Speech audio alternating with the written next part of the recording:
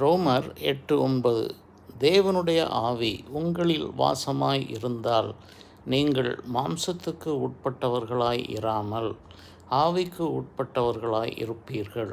கிறிஸ்துவின் ஆவி இல்லாதவன் அவருடையவன் அல்ல. ரோமர் 8 மிகவும் ஒரு முக்கியமான ஒரு அதிகாரம். அதிலே பரிசுத்த ஆவியானவர் கிறிஸ்துவின் ஆவி என அழைக்கப்படுகிறார். நாம் கிறிஸ்துவின் ஆவி இருக்கிறபடியினாலே நாம் கிறிஸ்துவில் இருக்கிறோம். ஆக்கினை தீர்ப்புக்கு உட்படாமல் ஆக்கினை தீர்ப்பை விட்டு வெளியே வந்திருக்கிறோம் கிறிஸ்து முடித்து வைத்த கிரியைகளினால். ஆனபடியினால் தேவனுடைய ஆவி நம்மில் வாசமாயிருக்கிறார். இயேசு கிறிஸ்து முடித்து வைத்த கிரியையின் நிமித்தம் கல்வாரி சிலுவையிலே நமக்காக மரித்தார், அடக்கம் பண்ணப்பட்டார், உயிர்த்தார், மகிமையடைந்தார், வர இருக்கிறார். ஆனபடியினாலே கிறிஸ்துவின் ஆவியில் உங்களை தேற்றிக் கொள்ளுங்கள்.